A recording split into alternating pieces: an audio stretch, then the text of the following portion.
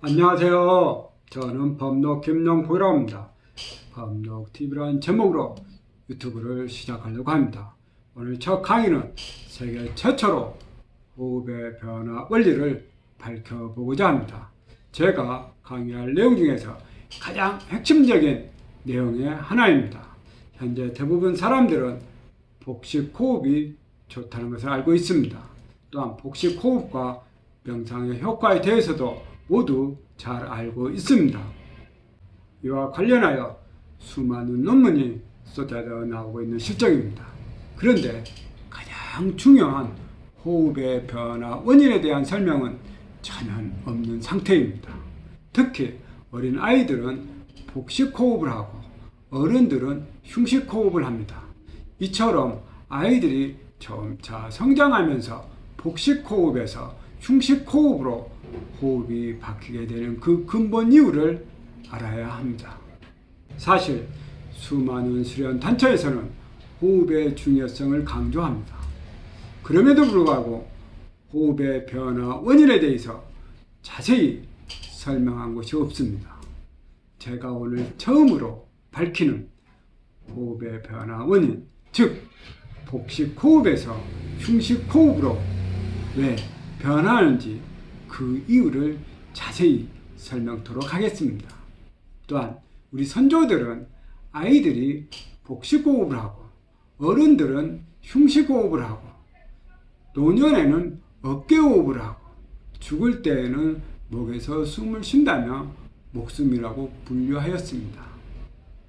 이같이 왜 호흡이 바뀌게 될까요? 아직 현대 과학은 호흡의 변화 원인에 대해서 그 이유를 모르고 있습니다. 이같이 호흡이 변화할 때 폐에 유입된 공기의 공급량이 점차 줄어드는 것을 의미합니다. 그러면 어떤 문제들이 생기게 될까요? 폐에 유입된 공기가 줄어들게 되면 산소의 공급량이 감소하여 혈액순환이 떨어지면서 암병의 근원이 됩니다. 그래서 첫 번째로 호흡의 변화 원리에 대해서 알아야 합니다. 이 그림을 한번 보시기 바랍니다. 왼쪽 그림은 아이들의 복식 호흡 상태의 그림입니다. 오른쪽은 어른들의 흉식 호흡 상태의 그림입니다. 이같이 호흡이 변화할 때 폐에 유입된 공기의 공급량에 대한 차이를 알 수 있을 것입니다. 이는 공기의 공급량이 줄어들게 되면 산소의 공급량이 줄어든 것을 의미합니다. 이 그림은 나이 먹을수록 복식 호흡에서 흉식 호흡으로 호흡이 변화에 따라 폐에 유입된 공기의 공급량이 점차 줄어들고 있는 그림입니다.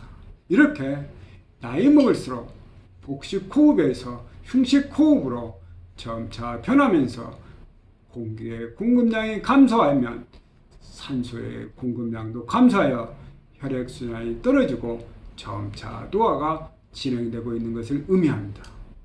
이처럼 우리 자신도 모르게 호흡이 점차 바뀌고 있었던 것입니다.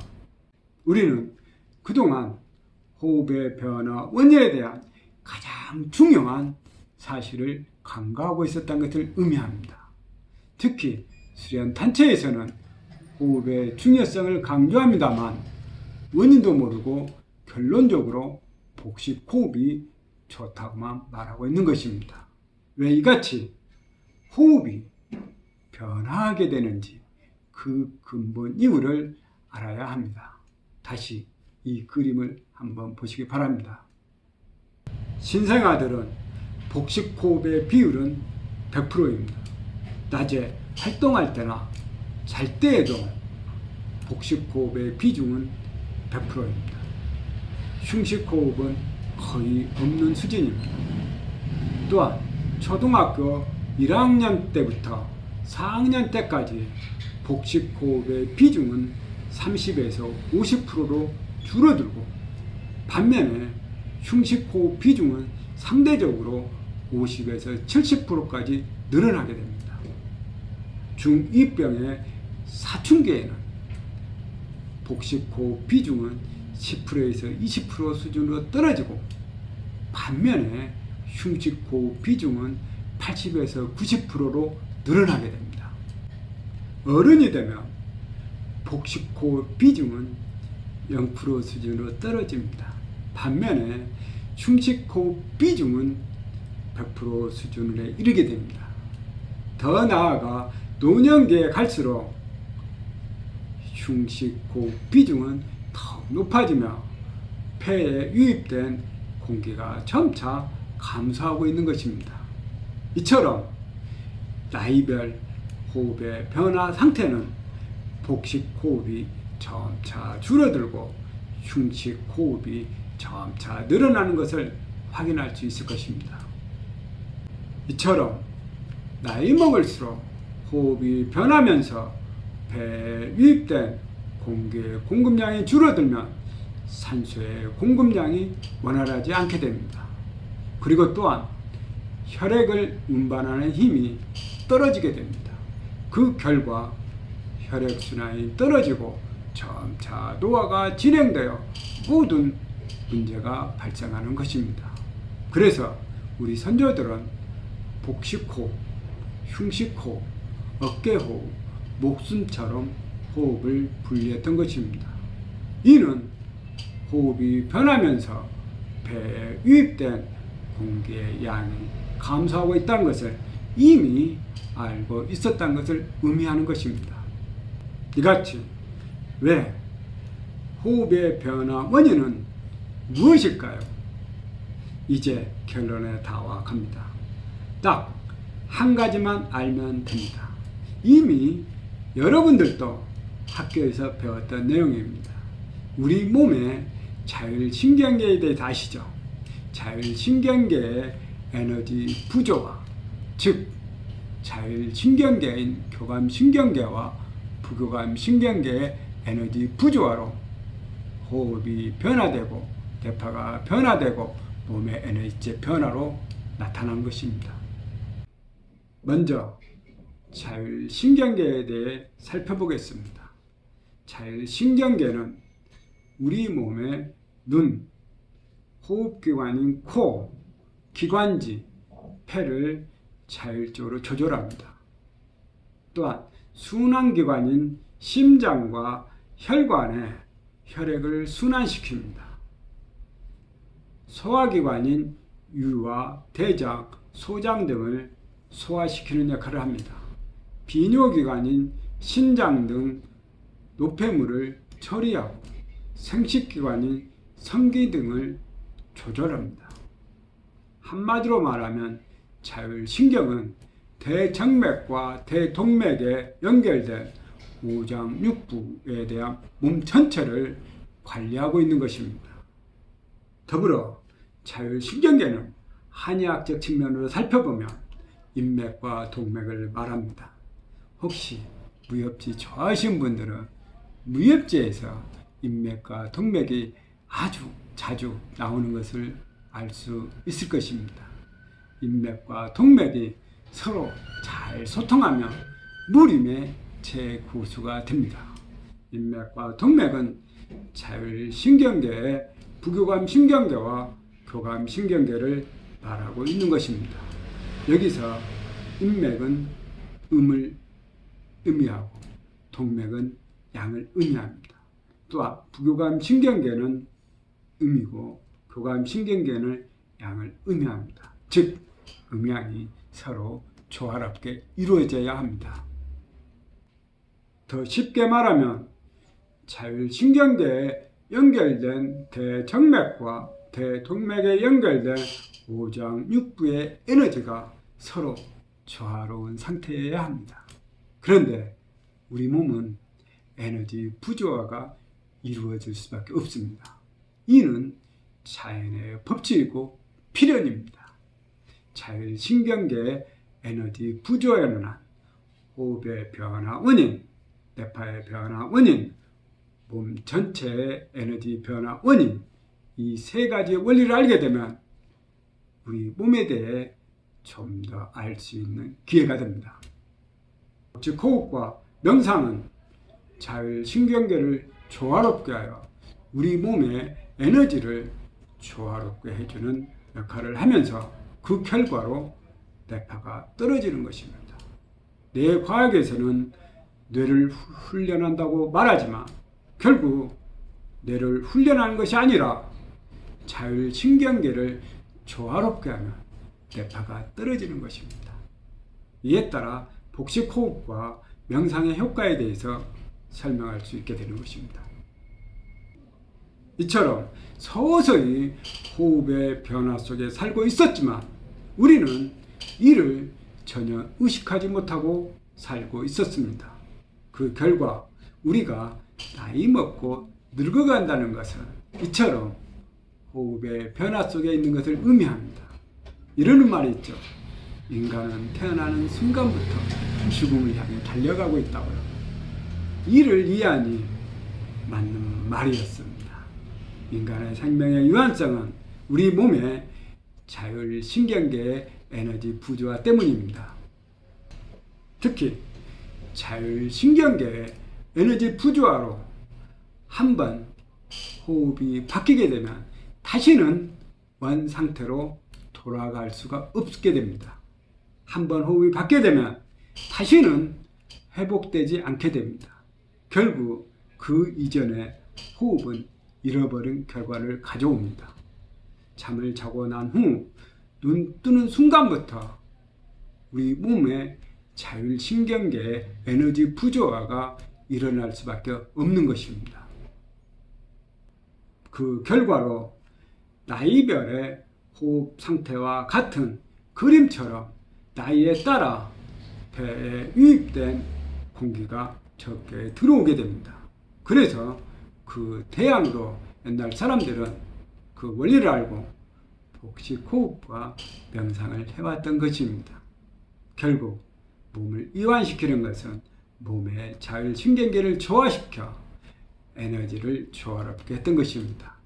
자율신경계 에너지 부조화로 호흡의 변화 원인과 뇌파의 변화 원인과 몸의 에너지체 변화 원인을 설명할 수 있게 됩니다. 이 세 가지는 가장 핵심적인 내용입니다. 제가 오늘 세계 최초로 호흡의 변화 원리에 대해서 설명하였습니다. 앞으로 강의할 주요 내용을 간략하게 소개하겠습니다. 이어 다음에는 세계 최초로 뇌파의 변화 원리와 함께 뇌파의 성질에 대해서도 설명해 보도록 하겠습니다. 이 그림과 도표를 통해 설명하면 그 근본 이유를 보다 쉽게 알 수 있을 것입니다. 현대 과학은 뇌가 마음이라고 주장하면서 뇌파의 변화 원인을 모르고 있습니다. 뇌파의 성질을 알게 되면 사춘기의 원인도 알 수가 있습니다. 세계 최초로 뇌파의 성질 및 특징으로 중2병의 원인과 사춘기의 원인도 설명해 보도록 하겠습니다. 또한 우리 부모님들이 아이들을 키울 때 혹시 우리 아이가 천재가 아닌가 생각해 보는 시기가 있으실 것입니다. 부모님들이 생각한 대로 아이들은 천재가 맞습니다. 이런 아이들이 점차 성장하면서 천재에서 왜 평범하게 변화할 수밖에 없을까요? 뇌파의 성질로 이를 설명해 보도록 하겠습니다. 또한 세계 최초로 몸의 에너지 변화를 현대 과학적인 내용으로 설명해 보도록 하겠습니다. 마찬가지로 이 그림에서 몸의 색깔 부분을 통해서 몸의 에너지체 변화를 설명할 수 있게 됩니다. 그러면 점차 손발이 차지게 되는 이유도 알 수가 있습니다. 더불어 청소년기에 성기능이 가장 활발할까요? 그 이유도 알 수 있게 됩니다. 이 밖에 김연아 전 피겨스케이트 선수가 24살 때 일찍 은퇴할 수밖에 없는 이유가 설명할 수 있습니다. 순발력 때문입니다. 순발력이 왜 떨어질까요? 궁금하시죠? 그리고 수행을 안 해도 잠을 자게 되면 대파가 떨어지게 되는데요. 왜 그럴까요? 실제로 생활 속에서 복식호흡과 명상을 수행해도 베타파의 뇌파에서 알파파의 뇌파로 떨어지기가 쉽지 않습니다. 그 이유는 무엇일까요? 반면에 잠을 자게 되면 베타파의 뇌파에서 알파파, 세타파, 델타파로 떨어지게 됩니다. 그 이유를 알아야 합니다. 이를 통해서 명상의 원리를 설명할 수 있게 됩니다. 왜 우리는 잠을 잘 수밖에 없을까요? 3분의 1 정도를 잠을 잘 수밖에 없습니다. 그 근본 이유는 무엇일까요? 세계 최초로 잠의 비밀도 현대 과학적인 방법으로 풀이해 보겠습니다. 더불어 뇌파와 호르몬의 관계도 설명해 보겠습니다. 저는 이같이 현대 과학이 밝히지 못하는 많은 내용들을 현대 과학적인 방법으로 설명해 보도록 하겠습니다. 앞으로 기대해 주시기 바랍니다. 저는 이런 방대한 내용을 어떻게 알게 되었을까요? 수련을 통한 직관으로, 영감으로 이 모든 것들을 이해하게 되었습니다. 그 뒤로 관련 자료를 찾아보게 되면서 장단점들을 이해하게 된 것입니다. 어떤 분들은 말합니다. 공부를 많이 했다고요. 저는 공부를 많이 한 것이 아니라 복식호흡과 명상을 통한 수행으로 직관이 발달한 케이스입니다. 지금까지 설명한 모든 것들은 직관과 영감으로 모두 이해하게 된 것입니다. 저는 어렸을 때부터 꿈이 깨달음이었습니다. 저는 딸만 셋이 있는 딸 부자의 아빠이면서 자영업을 운영하고 있습니다만 어렸을 때 꿈을 이루기 위해 뒤늦게 43살 때부터 깨달음을 위한 수행을 시작하게 됩니다. 지금까지 16년 동안 구도자의 길을 걷고 있는 수행자이기도 합니다. 이로 인해 수행 과정에서 다양한 많은 체험을 하게 되었습니다. 제가 16년 동안 수행하면서 체험한 사실들을 현대 과학적인 방법으로 하나씩 설명해 보고자 합니다. 또한 저는 수행 과정에서 얻은 지혜의 바탕으로 2017년 9월 중에 마음의 작동 원리라는 제목으로 출판했던 저자이기도 합니다. 이 책은 저의 첫 번째 출판한 책으로 결혼서의 성격을 띠고 있습니다. 현재 책은 품절된 상태입니다. 그래서 누구나 무료로 볼 수 있도록 다음 카페 마음의 작동 원리, 네이버 카페 마음의 작동 원리, 네이버 블로그 깨달음 원리에서 PDF 파일을 누구나 볼 수 있도록 지난 1월 중에 공개하였습니다. 오늘 저는 첫 강의로서 호흡의 변화 원인과 함께 앞으로 강의할 주요 내용과 저에 대해서 간략하게 소개하였습니다. 제 처음에는 가장 중요하고 핵심적인 내용으로 두 번째로 세계 최초로 뇌파의 변화 원리에 대해서 설명해 보도록 하겠습니다. 그리고 앞으로 더욱 기대되고 흥미나 호기심이 있으면 좋아요와 구독을 눌러주세요. 다음 시간에 뵙겠습니다. 감사합니다.